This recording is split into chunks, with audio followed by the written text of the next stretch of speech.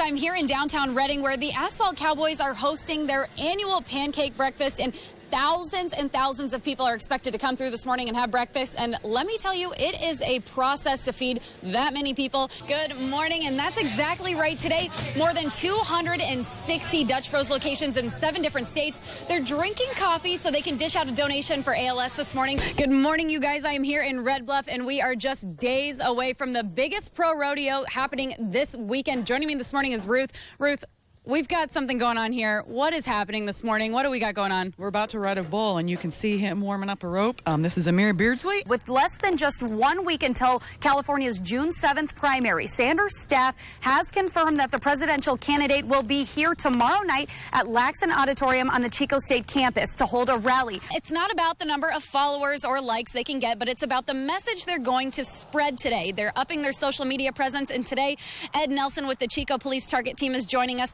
You said it's a competition between you and the other guys here cooking next to us. I mean, how do you get people to come to your grill as opposed to this guy right here? Well, good morning, you guys. I'm here at the Chico Mall. A new 5K challenge is coming to the mall here later on this month. It's called the 9 Run 1. Can you guys give us a quick rundown of what it is and what it's benefiting? It's National Donut Day, and if you have a sweet tooth, Krispy Kreme is the place to be today. All Krispy Kreme locations nationwide are giving out a free donut, no purchase necessary. Good morning, you guys. That's exactly right. Besides the Bernie Sanders rally that's going to be happening here at Chico State, Chico will be the site for 2 high school graduations as well as the weekly downtown farmers market. We begin with a new tobacco law. Smokers have to be 21 and older to buy tobacco products in California under a new law that takes effect today. With one of the most closely watched presidential primaries in modern times, California's voters have grown by nearly 650,000 people in the final 6 weeks of registration. If you recall, last month, the council decided that the scrapyard would be able to remain at its East 20th location, but due to a clerical error, the ordinance will now have to be reheard at a city council meeting. What you just said is exactly right. Animal control doesn't always have a typical day, so to speak. Jurors reached their verdict after deliberating for only about 5 hours yesterday, and that's after being required to start all over again. Cameras caught every move from the time these 2 suspects arrived at the store to when they fled the scene. The lawsuit was filed yesterday, not only detailing horrific civil rights abuses against people with disabilities, but as well as cruel retaliation against detainees that make their concerns known. Good morning, you guys. That's right. Independence Day is typically the busiest summer travel holiday, and this year California is expecting its biggest travel year since 2002. Reporting live in Chico, I'm Mackenzie Nelson. Back to you in the studio.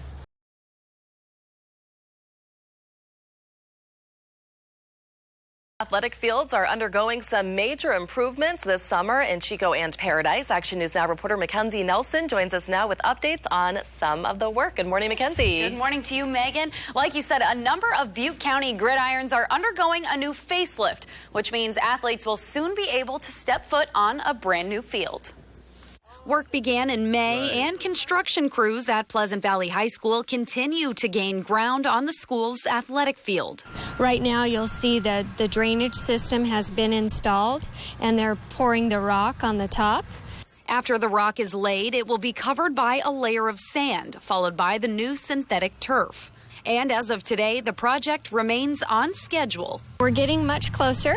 After they're finished with the field, they'll jump over and start working on the track surface. This right here used to be a typical grass field, but as construction continues, it will soon transform into a gridiron with the latest in artificial turf. We're using an environmental fill, which is basically plastic-covered sand that will fill in between the fibers of the synthetic turf. The former grass field couldn't withstand the amount of usage it was getting. Kissel says the community uses the sports field every single day for many different sports. Rugby, soccer, field hockey, football, a number of sports can be able to function here. Chico High School will continue to share a field with PV this school year, but they haven't been left in the dust. They're getting a new track and a new field, exactly like this field. The project is expected to be complete prior to the first day of school on August 18th. Paradise High School's field is also under construction. The field is getting a new drainage system installed, which could pave the way for an artificial turf field in the future. Back to you guys. Now, a hospital stay can be a difficult one for a patient and their family, but it's the volunteers that help make them feel right at home. Action News Now reporter Mackenzie Nelson introduces us to one veteran volunteer making a difference at Enloe Medical Center. For the past 16 years, Ronnie Campbell has dedicated her time to something she never considered doing before moving to Chico. To be honest with you, I've always worked, so I'd never even thought about volunteering. She's been volunteering at Enloe Medical Center since 2000, and she recently received a national award for her hard work. She's an amazing volunteer.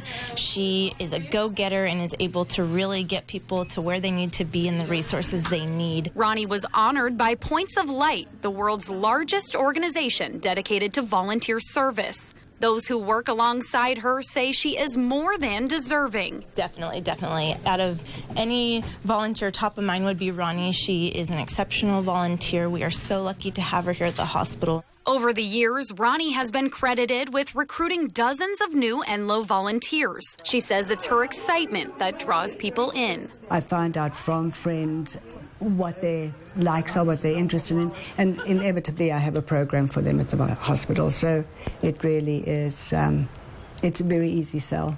She was also instrumental in starting the medical center's Patient Ambassador program, which provides visitation and advocacy to patients. When I was patient ambassador, I would say it was like a 50-50 of helping family members getting through what they were going through, even if it was just a cup of coffee.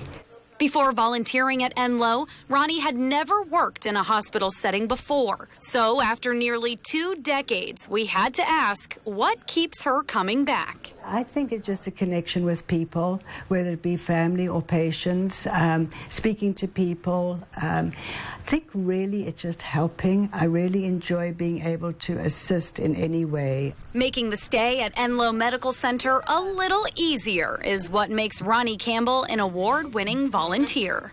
In Chico, I'm Mackenzie Nelson for Action News Now. Well, history was made this week at Chico State as the university welcomed its first female president to campus. Action News Now reporter Mackenzie Nelson joins us now. She sat down with the university's new leader to see how she's adjusting to her new job. Good morning, Mackenzie.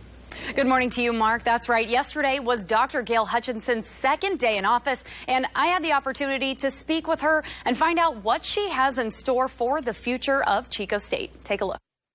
Dr. Gail Hutchinson first stepped foot on the Chico State campus as an assistant professor in 1990. When I walked onto campus that day, I fell in love with it. People were really nice. I had a real sense that the faculty and staff here are here for student success. Tuesday was Hutchinson's first day in the office, and she's no stranger to the school after spending 23 years of her career right here in Chico. I feel as if I've come home, and people have been so warm and welcoming. I mean, I can walk the streets of Chico and people are saying hello left and right or introducing themselves. Hutchinson previously taught kinesiology and was a chairperson of the department as well as dean of the College of Behavioral and Social Sciences at Chico State. She left campus 3 years ago to serve as provost and vice president for academic affairs at CSU Channel Islands. I would say that when I left for a fantastic opportunity, and I learned a lot in 3 years that I was away. But in the back of my mind, I always thought and dreamed, wouldn't it be wonderful if one day I could return to Chico? Hutchinson says coming back truly is a dream come true. To have the opportunity to come back and serve in this role is a homecoming. In the university's 129-year history, never has there been a female president. Hutchinson says it is an honor. I think achieving and earning the spot as president is a real honor and a privilege. With that, Hutchinson says the title comes with a great sense of responsibility. The first thing that I will be tackling is a 100-day listening tour. It's important for me to really meet with individuals and groups on campus. Hutchinson says the 100-day listening tour will allow her to hear what others feel the university is doing well and what it needs to improve on. Now she says she's excited to get to work. To have experience at Chico State means that on day one, I truly get to hit the ground running, or sprinting for that matter, because I'm very familiar with campus and its workings, and I'm also very familiar with the North State and the city of Chico. Hutchinson says her goal for the upcoming school year is to serve the students and the community to the best of her ability. During my sit down with Hutchinson, she told me that in order to serve the school and the community, she must get out and interact with students, staff, and faculty. On her first day, she spent most of her day walking campus doing just that and plans to continue doing so. She told me it is critical in the planning of the future for Chico State.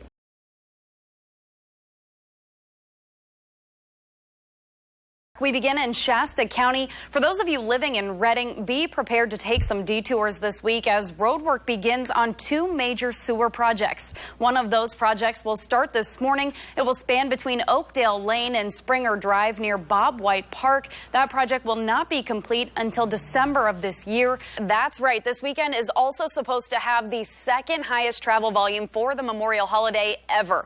Guilty was the jury's verdict revealed yesterday morning in Sacramento. Good morning, Mackenzie. Good morning to you, Megan. Across the board, pastors that we have reached out to say they are shocked and angry at Roger Jimenez's message to his congregation. Good morning, Mackenzie. Good morning to you, Megan. As Californians voted to open their primary system, it still won't count when it comes to this year's Republican presidential contest. Sources tell CBS News the FBI investigation dogging Hillary Clinton's presidential campaign is in the final phase.